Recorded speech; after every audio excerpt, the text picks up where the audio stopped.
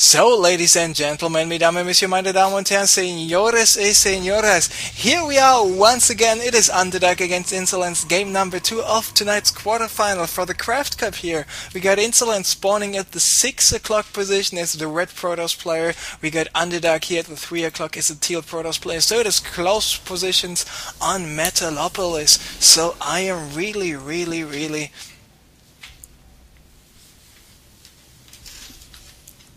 curious what we will see. Is Underdark once again going for a very fast gateway? What type of strategy will he use? And I mean, Insolence, he was, like I said, he's loving this Blink Stalker play, and because he's very successful with it. With the Blink Stalkers, you can contain your opponent pretty much pretty soon. The only thing you need to watch out is your opponent going for some DTs, etc., etc.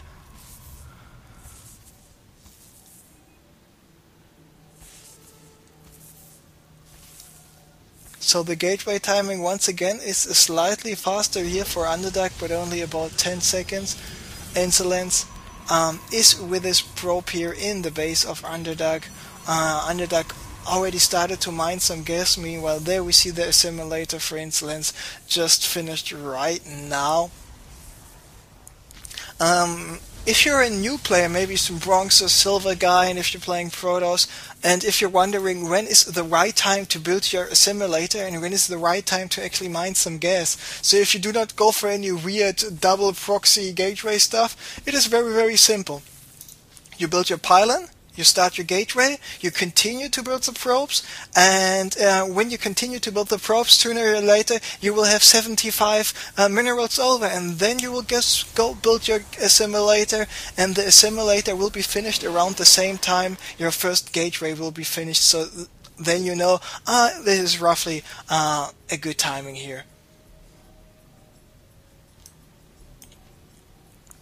So Stalker timing is pretty much the same. We see Insolence going for gateway number 2. Meanwhile, Underdark was still at 1 gate, and there he's going for his second gateway right now. But the second gateway for Insolence is finished in 2 seconds. There, Underdark going for another gate, and looks like we won't see some foregating once again by neither players, and look how wrong I am, because there we just saw the fourth gateway coming up by Underdark. So Underdark going for the 4 gate, he does not have any more energy on his Nexus, so this chrono boost he just applied on the cybernetics core was the last chrono boost available for him. So no more chrono boost for the moment. So what is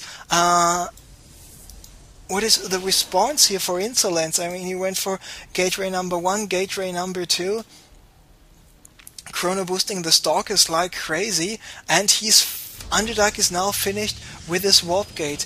And there we see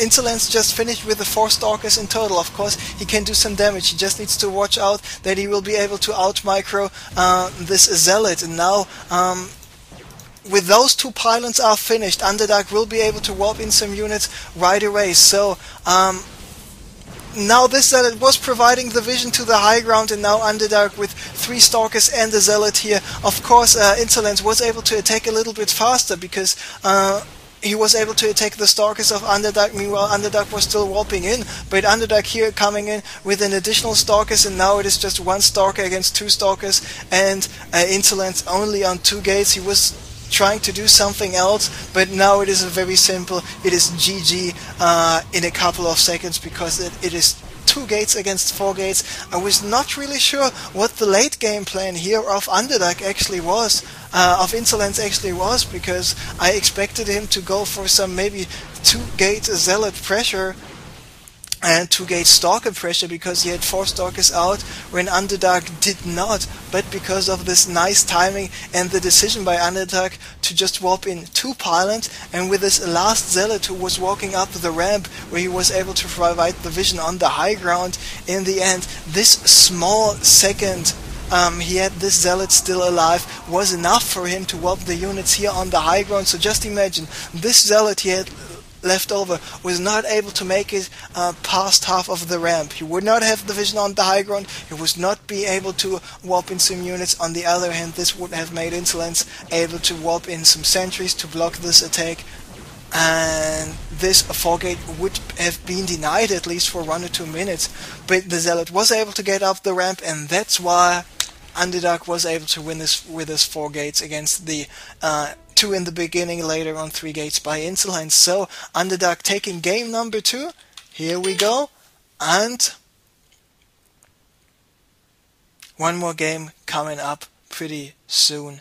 The ace match, the final decision of who will be able to advance to the semifinals in tonight's CraftCup. Will it be Underdark or will it be Insolence?